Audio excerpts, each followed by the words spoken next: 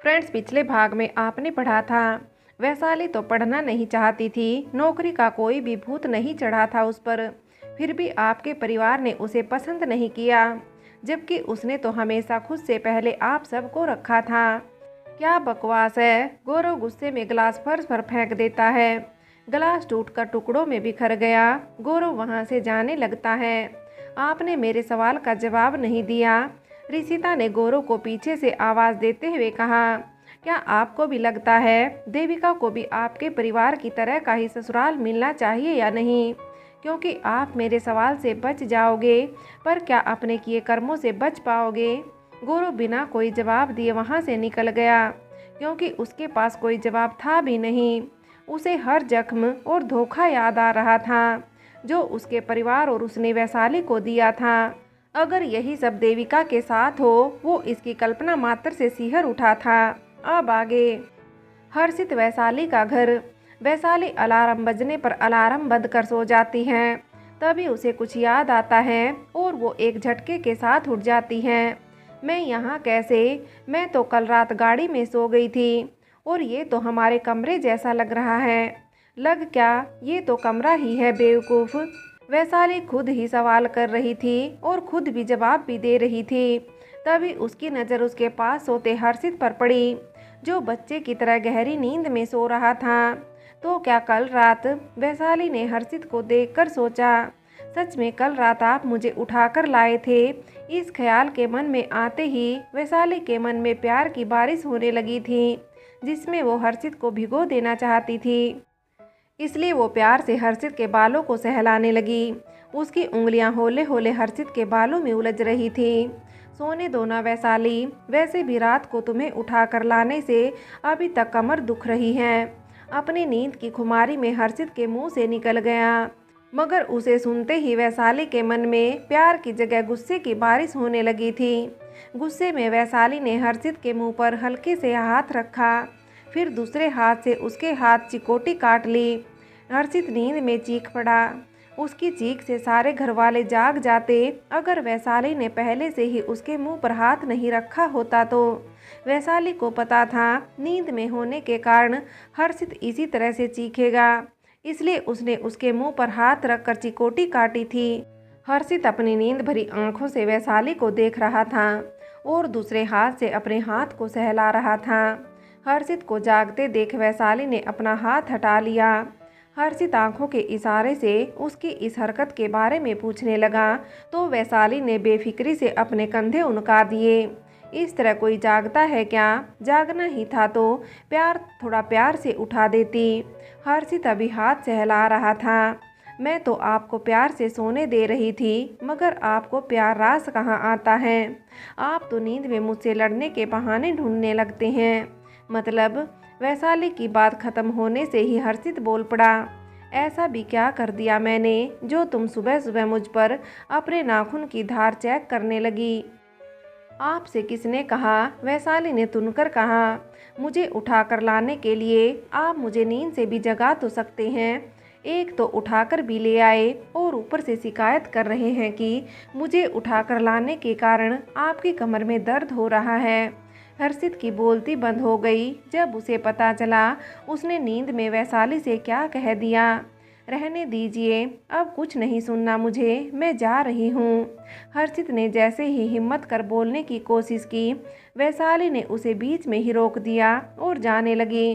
वैशाली रुको तो। हर्षित वैशाली को रोकने की कोशिश कर रहा था, इसलिए वैशाली को रोकने के लिए ब्लैंकेट समेत पकड़कर अपनी ओर खींचने की कोशिश की। वैशाली पलंग से नीचे उतरने के लिए कोशिश कर रही थी। इस खींचतान में हर्षित का बैलेंस बिगड़ गया और दोनों ब्लैंकेट समेत लुढ़कते हुए नीचे गिर गए। आहा, आप मुझे भारी कह रहे थे, कभी अपना भी वजन देख लेते। वैशाली ने नीचे गिरी थी, हर्षित उसके ऊपर। ब्लैंकेट में फंसे होने के कारण वो दोनों ठीक से हिल भी नहीं पा रहे थे, इसलिए वैशाली को गुस्सा आ रहा था। अगली बार हम दोनों साथ में एक दूसरे का वजन देखेंगे, बस तुम अभी के लिए मान जाओ। हर्षित ने अपने हाथ पर सिर को टिकाते हुए कहा, मुझे नहीं देखना अपना वजन आपके साथ, और ना रूठना मनाना खेलना है। बस आप मुझे यहाँ से बाहर निकालो। वैशाली अपना असली वजन हर्षित को नहीं बताना चाहती थी। नहीं, जब तक तुम मान नहीं जाती हम दोनों यहीं रहेंगे। मुझे कोई जल्दी नहीं है, तुम आराम से सोच लो। हर्षित ने वैशाली को और ज़्यादा चिढ़ाते हुए कहा। अच्छा ठीक है, मैं आपसे नाराज़ नहीं हूँ, अब तो मुझे यहाँ से बाहर निकालो। वैशाली ने अपने शब्दों में भरसक प्यार लाने की कोशिश की थी, जिससे हर्षित उसकी बात मान ले। एक बार बाहर आ जाऊं, फिर आपको बताती हूँ, वैशाली ने अपने मन में सोचने लगी थी। ऐसे नहीं, पहले कहो, निकलने के बाद तुम मेरे लिए अच्छी सी मसाले वाली चाय बना कर लाओगी। हर्षित ने वैशाली के सामने शर्तें रखी थी। हाँ क्यों नहीं, मैं ऐसी चाय बनाऊंगी, आप हमेशा याद रखोगे। वैशाली की बात सुनकर हर्षित खुद को और वैशाली को निकालने का प्रयास करने लगा और आखिरकार वो दोनों बाहर आ ही गए। देखो, मैंने तुम्हें निकाल ही दिया ना, हर्षित ने खुद की तारीफ की थी। जी बिल्कुल, अब मैं आपके लिए अच्छी वाली चाय लेकर आती हूँ। वैशाली ने दरवाजे के पास जाकर हर्षित को मुड़कर देखा और फिर नकली मुस्कान देकर रसोई की ओर चली गई। आज तो सच में आपको ऐसी चाय मिलने वाली है, आप इस जन्म में भूलने नहीं वाले।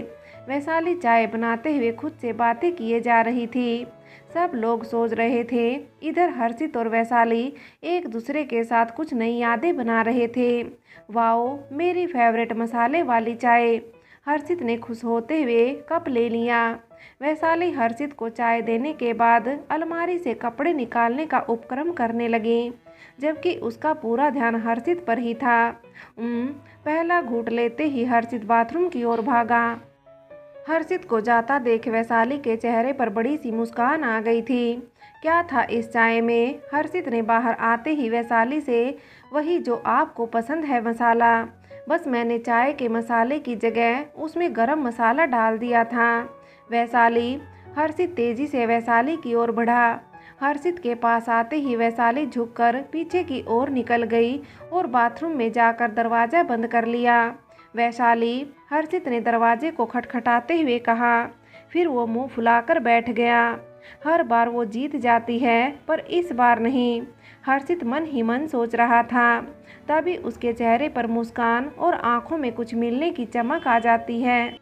वैशाली जब बाहर आती है तो हर्षित उसकी तरफ देखता भी नहीं है। वो कमरे में जिस ओर जाती, हर्षित उस ओर अपनी नज़र हटा लेता।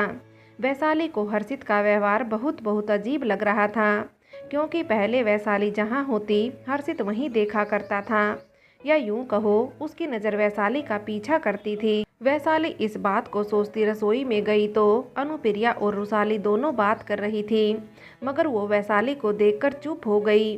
वैशाली इस बात को नज़रअंदाज कर हर्षित और सबके लिए हॉल में चाय बनाकर ले जाती है। हर्षित भी अपने पिता और भाई के साथ हॉल में बैठकर बातें कर रहा था, मगर वो सब वैशाली को देखकर चुप हो जाते हैं। अब वैशाली को अजीब सा लगने लगा था, उसके मन में बेचैनी होने लगी थी। विचारों के भंवर में फंसी वैशाली को वो समय याद आने लगा जब गौरव के परिवार ने उसे छोड़ने से पहले उसके साथ प्यार भरा धोखा किया था। तो क्या ये भी मेरे साथ ऐसा ही कुछ करने की सोच रहे हैं? इस विचार के आते ही वैशाली को अपने पैरों के नीचे की ज़मीन घूमती हुई सी लगने लगी और वो चाय की ट्रे के साथ चक्कर खाकर वहीं गिर पड़ी। वैशाली को पूरी तरह अपनी चेतना खोने से पहले रसोई और हॉल से सम्मिलित स्वर सुनाई दिया। फिर जैसे वैशाली खुद को अंधेरी खाई में गिरता हुआ महसूस करने लगी, जहां उसे ना कुछ सुनाई दे रहा था ना दिखाई दे रहा था। गौरव रिसिता का घर, बस किसी तरह एक बार उसका लैपटॉप खराब हो जाए फिर तो नहीं पढ़ पाएगी ना। गौरव अपने कमरे में जा रहा था, तभी उसके कानों में देविका की आवाज़ सुनाई दी। वो अपनी माँ के साथ मिलकर रिसिता की पढ़ाई छुड़वाने का उपाय ढूंढ रही थी। तुम फिर शुरू हो गई। गौरव गुस्से में कमरे में आ गया था। और माँ, आप भी इसका साथ दे रही हैं। ये तो बच्ची है, इसे कहाँ इतनी समझ है। मगर आपको तो पता है ना, या फिर आप दोनों वीडियो और चिट्ठी वाली बात भूल गई हैं। गौरव के इस तरह अचानक आने से पहले ही दोनों डर गई थी। ऊपर से वीडियो और चिट्ठी वाली बात याद आने से दोनों को पसीना आने लगा था। भाई, देविका थोड़ी हिम्मत कर गौरव को शांत करने का प्रयास करती है। भाई, हम कुछ इस तरह से करेंगे कि उनको ये सब एक हादसा लगेगा, तो फिर वो कुछ कर भी नहीं पाएगी और ना पढ़ पाएगी। फिर ऐसा कुछ हम उनकी किताबों के साथ भी कर देंगे। अपनी तरकीब बताकर देविका बड़ी उम्मीद से गौरव को देखने लगी। शायद वो उसकी अक्लमंदी की तारीफ करेगा। हाँ, और वो तो एक नंबर की बेवकूफ़ है ना, जो तुम्हारी बातों में आ जाएगी। चलो एक बार को मान भी लें, वो तुम्हारी बात मान जाएगी। उसके बाद इस बात की क्या गारंटी है कि उसके बाद वो वीडियो और चिट्ठी किसी को ना दिखाने के बदले में वो नया लैपटॉप नहीं मांगेगी। गौरव की बात सुनकर देविका जी और सुदेश जी सोच में पड़ गई थी, क्योंकि इस बारे में तो उन्होंने सोचा भी नहीं था। वैशाली हर्षित का घर। सब वैशाली के पलंग के आसपास खड़े थे। डॉक्टर उसका चेकअप कर रहे थे। वैशाली को होश आ गया था, फिर भी मन की तसल्ली और वैशाली के सेहत को ध्यान में रखते हुए डॉक्टर को बुलाना ही सभी को सही लगा। चिंता की कोई बात नहीं है, ब्लड प्रेशर लो हो गया था, बस थोड़ा सा ध्यान देने की ज़रूरत है। डॉक्टर ने परिवार के सदस्यों के चेहरों पर परेशानी को देखकर कहा। डॉक्टर की बात सुनकर सभी ने राहत की सांस ली और वैशाली को अपना ख्याल रखने की सलाह देकर सब कमरे में चले गए। आप मुझसे नाराज़ होना। सबके जाने के बाद वैशाली ने हर्षित से सवाल किया। उसकी आवाज़ में नमी से साफ पता चल रहा था कि उसने अपने अंदर आंसुओं के सैलाब को कितनी मुश्किल से रोका हुआ था, जो किसी भी समय आंखों के किनारों से बाहर आ सकते थे। क्या मैं तुमसे नाराज़ क्यों रहूँगा? हर्षित को वैशाली का सवाल बहुत अजीब लग रहा था। कहीं ना कहीं उसके मन में ये एहसास होने लगा था, वैशाली की इस तरह अचानक तबीयत खराब शायद इसी कारण से हुई, क्योंकि वैशाली को लगा कि वो उससे नाराज़ है, वो चाय वाली बात के लिए। इसलिए आप मुझसे बात भी नहीं करना चाहते थे। वैशाली अब भी हर्षित से नज़रें चुराते हुए बात कर रही थी। उसने अपनी आंखों को नीचे झुकाया हुआ था। नहीं तो हर्षित बड़े प्यार से वैशाली का हाथ अपने हाथ में ले लेता है, मानो उसे अपने साथ और प्यार का एहसास करवाना चाहता हो। फिर वैशाली की आंखों में देखकर हर्षित ने उससे कहा, हमारे बीच तो ऐसी नोक-झोंक चलती रहती है। हाँ, इसमें कभी कभी एक दूसरे से नाराज़ भी हो सकते हैं, पर उस स्थिति में दूसरे को मनाया जाता है, ना कि इस तरह परेशान होकर अपनी ही तबीयत बिगाड़ लो। और फिर मैं तो तुमसे नाराज़ भी नहीं था, बस अपना कुछ काम जल्दी ख़त्म कर लेना चाहता था, ताकि हम दोनों बाहर जा सकें। बाहर? पर कहाँ और क्यों? वैशाली ने अचानक से कई सवाल कर लिए थे। अरे इतने सवाल एक साथ, तुम्हें तुम्हारे सारे सवालों के जवाब शाम तक मिल जाएंगे, पर अभी तुम्हें मेरे साथ बिना किसी सवाल के चलना होगा। हर्षित ने इतने प्यार से कहा कि वैशाली बिना कोई सवाल किए उसके साथ जाने के लिए तैयार हो गई। हम यहाँ क्यों आए हैं? वैशाली ने साड़ी की दुकान को देखकर सवाल किया, जहाँ हर्षित उसे लेकर आया था, मेरे लिए टी शर्ट लेने। हर्षित की इस बात पर वैशाली ने उसे घूर कर देखा। अच्छा बाबा, तुम्हारे लिए साड़ी लेनी है और माँ ने भी कहा है, तो अब तुम मना भी नहीं कर सकती। वैशाली हर्षित को बिना कोई जवाब दिए अंदर चली गई। वैशाली ने बहुत साड़ी देख ली और अब वो उतनी ही कंफ्यूज हो गई थी, कौन सी ले और कौन सी नहीं। उसने खामोश निगाह से हर्षित को देखा।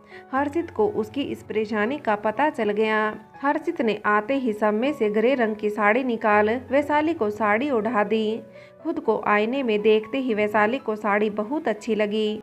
फिर पूरा दिन ही वैशाली को हर्षित ने उसकी पसंद की चूड़ियां दिलाना हो या चाट खिलाना, उसने वैशाली की हर छोटी पसंद और हर छोटी बात का ख्याल रखा था।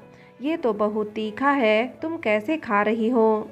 हर्षित ने पानीपुरी को मुंह में लेते ही कहा। वैशाली को पानीपुरी तीखी पसंद है और आज हर्षित ने भी उसकी पसंद की पानीपुरी खाने की सोची, मगर एक बार में ही उसका बुरा हाल हो गया था। हर्षित कभी अपने मुंह के पास हवा करता तो कभी गहरी सांस लेता।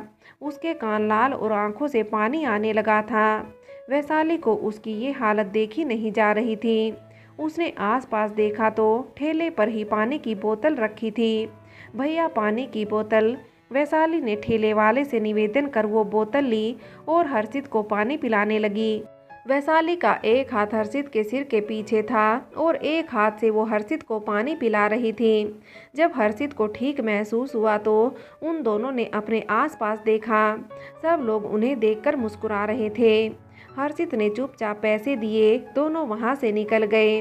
गाड़ी चलाते हुए भी हर्षित को वही दृश्य बार बार याद आ रहा था, जब वैशाली ने लोगों को नज़रअंदाज कर उसकी परवाह करते हुए सबके सामने उसे पानी पिलाया था। हर्षित बार बार वैशाली को देख रहा था। वैशाली भी हर्षित को उतने ही प्यार से देख रही थी। आज लफ्जों की जगह आंखों से ही प्रेम का इजहार हो रहा था।